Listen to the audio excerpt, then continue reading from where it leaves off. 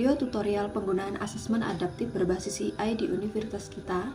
Dalam video ini saya akan menjelaskan apa itu asesmen adaptif, bagaimana cara penggunaannya, dan bagaimana hasilnya bisa membantu proses belajar menjadi lebih personal dan efektif. Tujuan video yaitu menjelaskan cara kerja asesmen adaptif berbasis AI, memberikan panduan penggunaan sistem untuk dosen dan mahasiswa, menunjukkan contoh pemanfaatan hasil asesmen, mendukung implementasi asesmen adaptif di universitas. Lalu apa sih itu asesmen adaptif AI?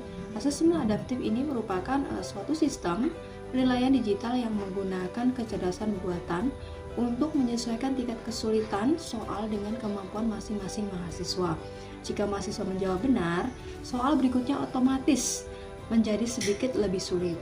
Jika mahasiswa kesulitan, sistem akan menurunkan tingkat kesulitan agar sesuai dengan kemampuan saat itu. Dengan cara ini, setiap mahasiswa mendapatkan penilaian dengan lebih adil, lebih personal, dan benar-benar menggambarkan kemampuan mereka. Lalu manfaat untuk dosen dan mahasiswa. Manfaat bagi dosen yaitu dapat mengidentifikasi kebutuhan belajar tiap mahasiswa, dapat melihat tingkat penguasaan materi secara detail, menentukan intervensi pembelajaran secara tepat, mempermudah perencanaan remedial dan pengayaan.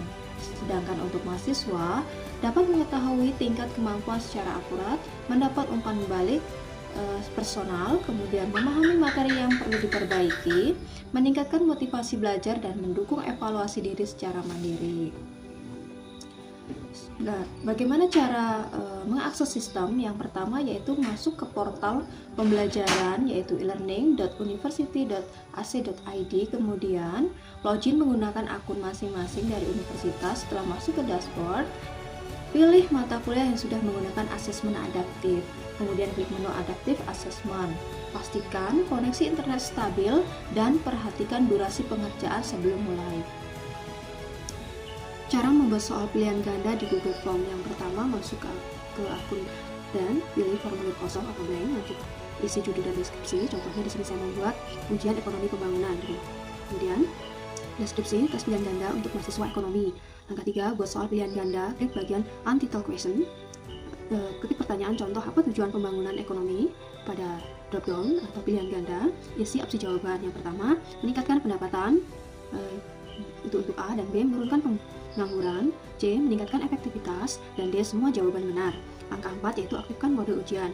Ini penting agar nilai muncul secara otomatis. Klik setting, kemudian quiz, jadikan ini quiz dan pilih untuk ujian.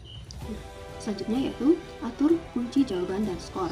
Pada soal yang sudah dibuat, klik answer key atau kunci jawaban.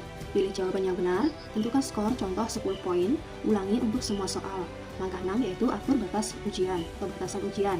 Di menu setting, aktifkan limit to one response. Selanjutnya yaitu dapatkan link untuk dimasukkan ke Moodle. Ini merupakan portal yang biasa digunakan untuk universitas. Yaitu dengan cara klik tombol send atau kirim, kemudian pada icon link, kemudian klik sort URL atau copy, dan copy, masukkan Google Form ke LMS Moodle. Ada dua cara penggunaan tautan atau embed langsung. Di sini saya menggunakan tautan. Yang pertama caranya yaitu login ke akun Moodle. Selanjutnya masuk ke halaman mata kuliah, klik tombol turn editing on, klik tombol add and activate or restart, pilih URL, kemudian isi. Bentuk nama ujian ekonomi pembangunan, eksternal URL, paste link dari Google Form, kemudian save. Mahasiswa klik menu ujian, langsung membuka Google Form.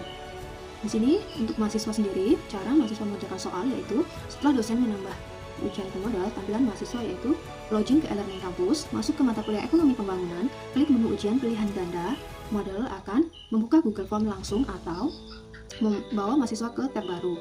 Selanjutnya mahasiswa mengerjakan seluruh soal dan klik submit atau kirim, dan selanjutnya mahasiswa akan melihat jawaban terkirim beserta nilai jika diatur tampil otomatis. Itulah tadi tahapan untuk membuat soal dan memasukkan ke LMS kampus atau universitas, kemudian bagaimana cara mahasiswa mengerjakan soal tersebut. Dengan hal tersebut maka akan diketahui kemampuan mahasiswa, bagaimana mata pelajaran mana atau bagian materi mana yang mahasiswa masih mengalami kesulitan. Bisa dilihat dari skor nilai yang diperoleh. Cara menggunakan sistem. Saat asesmen dimulai, Anda akan mendapatkan soal pertama dengan tingkat kesulitan dasar. Jika jawaban Anda benar, soal berikutnya akan sedikit lebih sulit. Jika salah, sistem akan memberikan soal yang lebih mudah dan memberikan petunjuk sesuai pengaturan dosen. Jangan khawatir, jika tingkat kesulitan soal terasa naik turun, itu tanda bahwa AI sedang memetakan kemampuan Anda secara real time. Mahasiswa cukup fokus menjawab dengan jujur dan tenang. Contoh pemanfaatan hasil asesmen. Bagi dosen, pastikan jumlah soal, tingkat kesulitan, dan pengaturan lainnya untuk dikonfigurasi sebelum asesmen dibuka. Selanjutnya, setelah asesmen selesai, sistem akan menampilkan laporan otomatis. Contoh pemanfaatan oleh dosen: melihat topik yang paling banyak tidak disukai mahasiswa, kemudian menyusun kegiatan remedial, membentuk kelompok belajar, dan menyesuaikan strategi pengajaran. Contohnya, dalam pelaksanaan asesmen adaptif pada mata kuliah ekonomi pembangunan, ditemukan bahwa sebagian mahasiswa mengalami kesulitan dalam memahami konsep pertumbuhan ekonomi dan faktor-faktor yang mempengaruhinya seperti akumulasi modal, teknologi, dan kualitas sumber daya manusia. Ketika mengerjakan soal awal yang bersifat dasar, banyak mahasiswa yang belum mampu mengidentifikasi perbedaan antara pertumbuhan ekonomi dan pembangunan ekonomi, serta belum konsisten dalam menganalisis indikator seperti PDB per kapita dan indeks pembangunan manusia. Melalui asesmen adaptif, sistem menunjukkan bahwa lebih dari 40% mahasiswa lemah pada topik pertumbuhan ekonomi dan indikator pembangunan, sehingga dibutuhkan pengaturan materi. Temuan ini membantu dosen menyiapkan remedial pembelajaran tambahan, serta kelompok belajar terarah agar mahasiswa mampu memahami hubungan antara teori pembangunan dan kondisi ekonomi nyata. Untuk mahasiswa, laporan akan menampilkan tingkat penguasaan setiap topik dengan kategori seperti kuat, cukup, atau perlu ditingkatkan. Dari sini, mahasiswa bisa merencanakan belajar mandiri dan fokus pada topik yang salah atau yang masih lemah. Laporan adaptif berisi tingkat penguasaan topik, rekomendasi belajar, level kompetensi cukup kuat dan perlu ditingkatkan lewat kemajuan mahasiswa. Selanjutnya yaitu tips sukses menggunakan asesmen.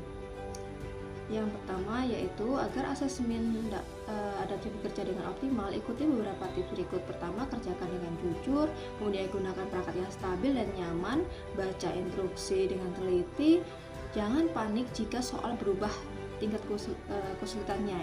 Itu bagian dari sistem. Yang terakhir, manfaatnya yaitu hasil asesmen sebagai bahan refleksi, bukan sebagai penilaian tetap terhadap kemampuan Anda. Ringkasan, asesmen adaptif memberikan pengalaman personal, membantu dosen melakukan intervensi tepat sasaran, membantu mahasiswa memahami kemampuan diri, sistem mudah digunakan dan aman, hasil asesmen dapat langsung dimanfaatkan. Itulah tutorial singkat tentang penggunaan asesmen adaptif berbasis AI. Semoga teknologi ini dapat mendukung proses belajar yang lebih efektif, personal, dan inklusif. Jika Anda memiliki pertanyaan atau kendala teknis, silakan menghubungi Pusat Layanan Pembelajaran Digital Universitas. Terima kasih.